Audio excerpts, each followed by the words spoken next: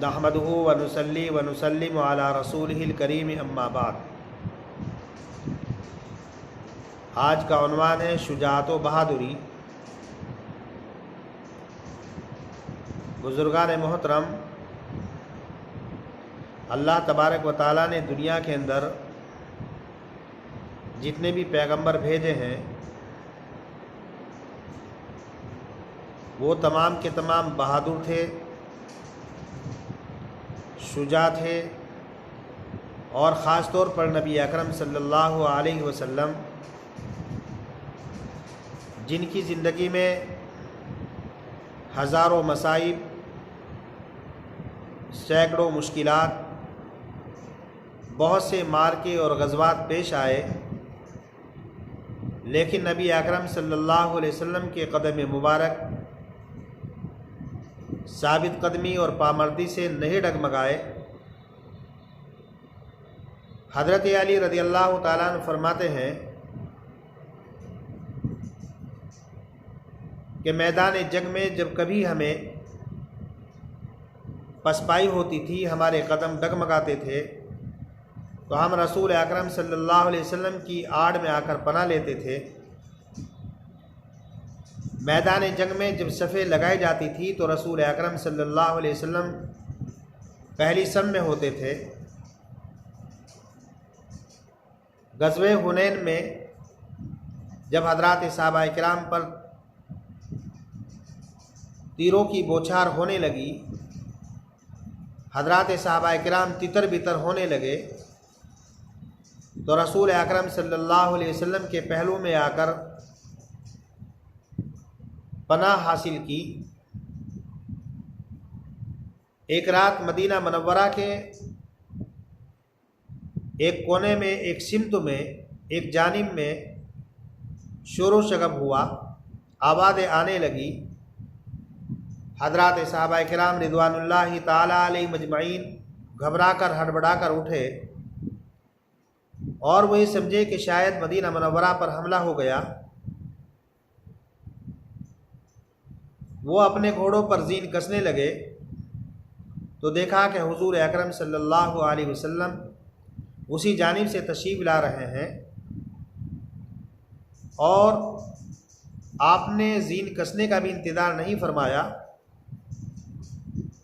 آپ گھوڑے کی برہنہ پشت پر بیٹھ کر اس سمت میں چلے گئے اور حالات کا جائزہ لے کر آپ واپس آئے، اور آپ نے حضرات صحابہ کرام سے فرمایا کہ جا کر کے آرام کرو، میں دیکھ آیا ہوں، کوئی بات نہیں۔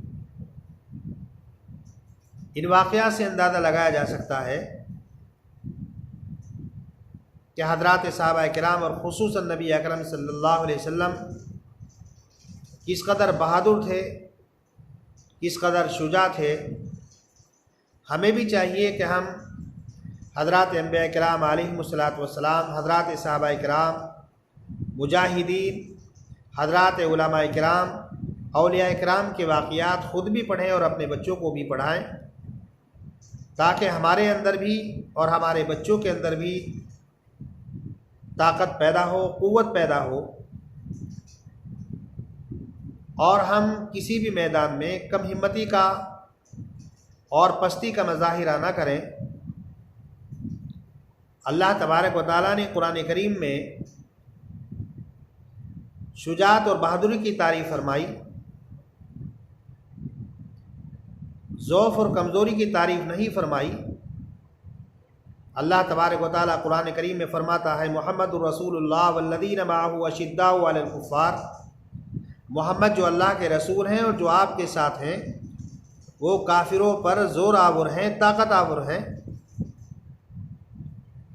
نبی اکرم صلی اللہ علیہ وسلم نے ارشاد فرمایا، المؤمن القوی خیر من المؤمن الضعیف، طاقتور مومن کمزور مومن کے مقابلے میں کہیں بہتر ہوتا ہے۔ اس سے اندازہ لگایا جا سکتا ہے کہ ہمیں اپنے اندر شجاعت اور بہادری پیدا کرنے کی کوشش کرنی چاہیے۔ ہاں، یہ کہ اللہ تبارک و تعالیٰ ہی ذوق پیدا کر دے، کمزوری پیدا کر دے تو بات الگ ہے، لیکن اپنی کاہلی کی وجہ سے، اپنی سستی کی وجہ سے، عیش پرستی کی وجہ سے، تن آسانیاں کی وجہ سے اور راحت طلبی کی وجہ سے اگر ہم اپنے اندر ذوق پیدا کر رہے ہیں، کمزوری پیدا کر رہے ہیں، تو یہ نہ لوگوں کے یہاں پسندیدہ ہے، نہ اللہ کے یہاں پسندیدہ ہے۔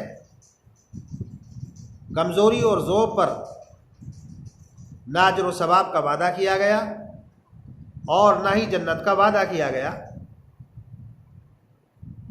اس حدیث کی روشنی میں حضرات علماء نے لکھا ہے کہ مسلمانوں کو ہر میدان میں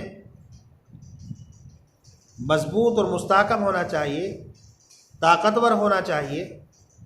کسی بھی میدان میں مسلمان دوسروں کا محتاج نہ رہے، دوسروں کے زیر اثر نہ رہے۔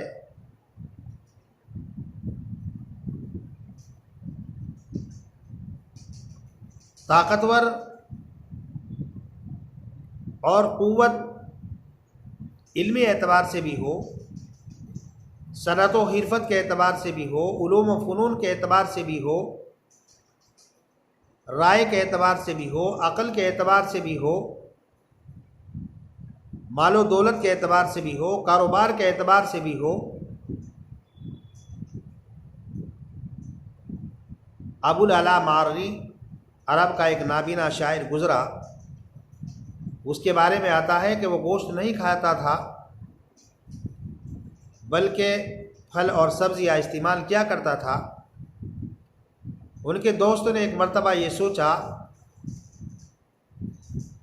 کہ ان کو کسی نہ کسی طریقے سے گوشت کھلایا جائے۔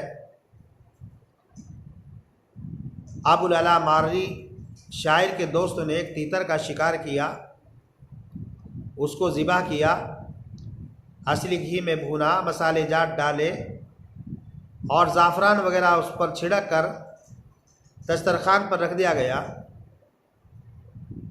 ان کے ذہن میں یہ بات تھی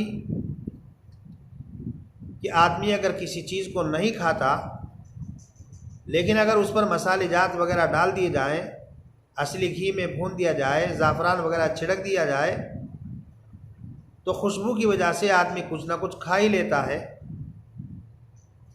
اس لیے انہوں نے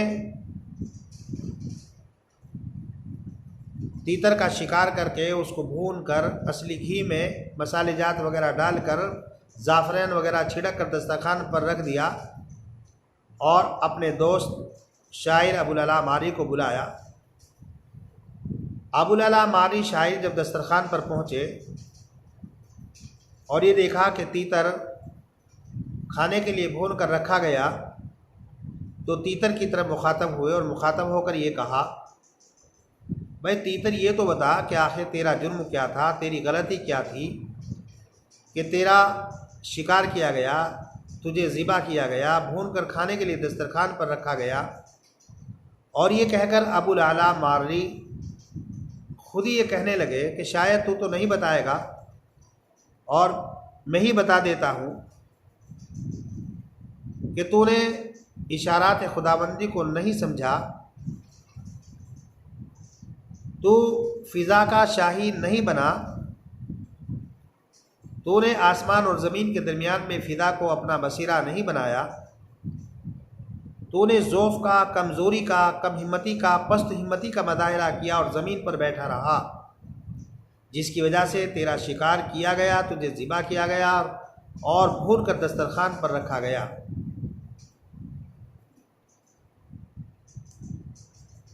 علامہ اقبال علیہ الرحمہ نے فرمایا کہ ہے جرم ضعیفی کی سزا مرگ مفاجات، کہ جو قوم، جو افراد کمزوری کا مظاہرہ کرتے ہیں،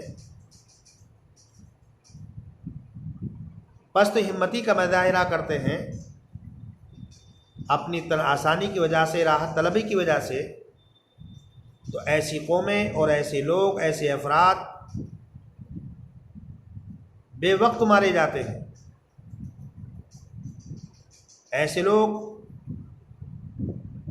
کتوں، خنزیروں اور جانوروں کی طرح مارے جاتے ہیں۔ اس لیے مسلمانوں کو چاہیے کہ مسلمان ہر میدان میں اپنے اندر طاقت اور قوت پیدا کریں۔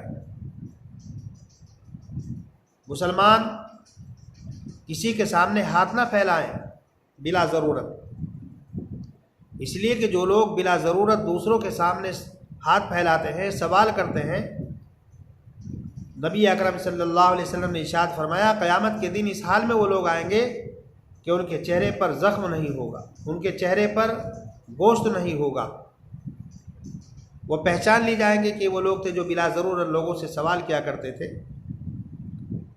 ایک صاحب نبی اکرم صلی اللہ علیہ وسلم کی خدمت میں آئے اور سوال کرنے لگے۔ اللہ کے رسول صلی اللہ علیہ وسلم نے ارشاد فرمایا تمہارے پاس کچھ ہے؟ انہوں نے کہا کہ اللہ کے پیغمبر ایک پیالہ ہے جس کے ذریعے پانی پی لیتے ہیں، اور ایک ٹاٹ ہے جس کے کچھ حصے کو بچھا لیتے ہیں، کچھ اوڑھ لیتے ہیں۔ رسول اکرم صلی اللہ علیہ وسلم نے دونوں چیزیں منگوائی اور نیلام کرایا، 2 درہموں میں بیچا اور کہا کہ 1 درہم کے ذریعے سے کھانے پینے کی چیزیں لاؤ اور اپنے گھر دے آؤ، اور 1 درہم کے ذریعے سے کلہاڑی لاؤ اور میرے پاس لاؤ۔ رسول اکرم صلی اللہ علیہ وسلم کے پاس کلہاڑی لائی گئی، آپ نے اپنے دست مبارک سے اس کلہاڑی میں دستہ لگایا اور صحابی رسول سے فرمایا جاؤ جنگل میں اور 15 دن تک میں تمہیں یہاں نہ دیکھوں، لکڑیاں کاٹو اور بیچو۔ 15 دن کے بعد وہ آئے تو ان کے حالات بدلے ہوئے تھے، ان کے چہرے پر مسکراہٹ تھی، ان کے پاس اچھے کپڑے تھے۔ تو رسول اکرم صلی اللہ علیہ وسلم نے ارشاد فرمایا یہ صورتحال اچھی یا وہ صورتحال اچھی تھی؟ اور اسی سے ہمیں یہ اشارہ ملتا ہے کہ اگر ہمارے پاس تھوڑی بھی رقم ہے تو تھوڑی سی رقم سے بھی، چھوٹی چیز سے بھی کاروبار کیا جا سکتا ہے، تجارت کی جا سکتی ہے، سوال کرنے سے بچا جا سکتا ہے۔ بزرگان محترم، جہالت، علم سے دوری، علم حاصل نہ کرنا، یہ سب سے بڑی کمزوری ہے۔ بعض دانشوروں نے، حضرات علماء نے لکھا ہے زلزلے آئیں، طوفان آئیں، سیلاب آئیں، برد و بارہ ہوں، بستیاں اڑ جائیں، اجڑ جائیں، گھر بہہ جائیں، ان چیزوں سے اتنا نقصان نہیں ہوتا جتنا نقصان علم نہ ہونے کی وجہ سے ہوتا ہے، جہالت کی وجہ سے ہوتا ہے، اور صحیح شعور نہ ہونے کی وجہ سے ہوتا ہے۔ جن قوموں کے پاس علم و فن نہیں ہوتا، جن قوموں کے پاس صحیح شعور نہیں ہوتا، صحیح سمجھ نہیں ہوتی، صحیح فیصلہ کرنے کی طاقت اور قوت نہیں ہوتی، وہ اگر آج نہیں اجڑی، وہ اگر کل نہیں اجڑی، کل تباہ نہیں ہوئی تو آج ضرور اجڑ جائیں گی، تباہ برباد ہو جائیں گی۔ کسی عقل مند سے پوچھا گیا کہ دنیا میں سب سے بڑی نعمت کیا؟ انہوں نے کہا عقل، اس لیے کہ عقل کے ذریعے سے انسان دین اور دنیا کی کامیابی حاصل کر لیتا ہے۔ کہا اگر کسی کے پاس عقل نہ ہو تو فرمایا دوسرے نمبر پر علم و فن، علوم و فنون، یہ بڑی نعمت ہے۔ کہا اگر کسی کے پاس علم و فن بھی نہ ہو، فرمایا مال و دولت، تیسرے نمبر پر، یہ بڑی نعمت ہے۔ فرمایا کہ اگر کسی کے پاس مال و دولت بھی نہ ہو تو فرمایا کہ پھر اس کے لیے بہتر یہ ہے کہ آسمان سے اس کے اوپر بجلی گرے اور وہ جل کر خاک ہو جائے، تباہ برباد ہو جائے، اس لیے کہ ایسے شخص کا زمین پر رہنا بوجھ ہے۔ بزرگان محترم، کسی پر بوجھ بننا کسی بھی اعتبار سے ہو غیر مناسب ہے۔ جو لوگ عزت چاہتے ہیں، مقام و مرتبہ چاہتے ہیں، ان کے لیے لازم اور ضروری ہے کہ وہ محنت کریں، جد و جہد کریں، حرکت کریں، اس لیے کہ پوری دنیا حرکت میں، جو حرکت کرتا ہے اللہ برکت پیدا کرتا ہے۔ حرکت کرو گے اللہ تبارک و تعالی راستے کھولتا ہے۔ ہمارے لیے لازم اور ضروری ہے کہ ہم کسی پر بوجھ نہ بنیں، کسی کے سامنے ہاتھ نہ پھیلائیں۔ ہم اپنی زندگی میں اور اپنے لیے حضرات انبیاء کرام علیہ السلام کو آئیڈیل اور نمونہ بنائیں۔ ان کی سوانح عمری، ان کی زندگیاں ہمارے سامنے، ہمارے لیے پوری امت مسلمہ کے لیے آئیڈیل اور نمونہ ہے، اس لیے کہ اگر ہمارے پاس صحیح شعور نہیں ہوگا، فیصلہ کرنے کی ہمارے اندر طاقت اور قوت نہیں ہوگی، تو ہم کتوں اور جانوروں کی طرح مارے جائیں گے۔ حضرات علماء نے لکھا ہے کہ دنیا ہر جرم معاف کر سکتی ہے، لیکن کمزوری اس کو کبھی معاف نہیں کرتی، اور کمزور لوگوں کو دنیا کے نقشے سے مٹا دیا جاتا ہے۔ اس لیے بذات خود تن آسانی کی وجہ سے، راحت طلبی کی وجہ سے اپنے اندر کمزوری پیدا نہیں کرنی چاہیے، بلکہ اپنے آپ کو طاقتور بنانے کی کوشش کرنی چاہیے۔ اللہ تبارک و تعالیٰ ہی اگر کمزور بنا دے تو بات الگ ہے۔ بزرگان محترم، آج کا سبق اور لب لباب ماحصل یہی ہے کہ مسلمانوں کو ہر میدان میں جد و جہد کرنی چاہیے، کوشش کرنی چاہیے، اور اپنے آپ کو طاقتور بنانے کی کوشش کرنی چاہیے۔ ہمارے اندر ایمانی اور روحانی طاقت بھی ہو۔ ایمانی اور روحانی طاقت ہمارے اندر کتاب اللہ، سنت رسول اللہ پر عمل کرنے سے ہوگی، اور ساتھ ساتھ میں ہم اپنے اندر مادی طاقت بھی پیدا کریں، قوت پیدا کریں۔ مادی طاقت اور قوت پیدا کرنے کے لیے وہ تمام طریقہ کار اپنائے جائیں جو طریقہ کار انبیاء کرام علیہم الصلوۃ والسلام نے اپنائے۔ ہمارے پاس علم بھی ہو، صحیح شعور بھی ہو، ہمارے پاس کاروبار بھی ہو، ہمارے پاس تجارت بھی ہو۔ بزرگان محترم، مال و دولت یہ اللہ کی بہت بڑی نعمت ہے، بشرطے کہ حلال طریقے پر کمایا جائے اور حلال مقام پر خرچ کیا جائے۔ اس لیے کہ امام سفیان ثوری علیہ الرحمہ نے لکھا ہے کہ اگر ہمارے پاس مال و دولت نہیں ہوگا تو لوگ ہمارا استعمال کریں گے اور استعمال کر کے ہمیں پھینک دیں گے۔ اس لیے کہ مال و دولت کوئی بری چیز نہیں، لیکن مال و دولت آپ کی جیب میں رہنا چاہیے، آپ کے دل میں نہیں اترنا چاہیے۔ کشتی جب تک پانی پر چلتی ہے اور پانی کشتی کے اندر نہیں آتا، سب کو لے کر چلتی ہے، لیکن جب پانی کشتی کے اندر آتا ہے تو کشتی بھی ڈوب جاتی ہے اور جو سوار ہوتے ہیں وہ بھی ڈوب جاتے ہیں۔ مال و دولت جب تک جیب کے اندر ہے ہمارے لیے اچھی چیز ہے، لیکن اگر مال و دولت کی محبت ہمارے دل کے اندر پیدا ہو جائے پھر یہ ہمارے لیے نقصان دہ ہے۔ اللہ تبارک و تعالیٰ سے دعا ہے کہ اللہ تبارک و تعالیٰ ہمیں طاقتور بنائے، ہمیں قوی بنائے، ضعف سے، کمزوری سے، ہر قسم کی بیماری سے اللہ تبارک و تعالیٰ ہماری حفاظت فرمائے۔ وما علینا الا البلاغ۔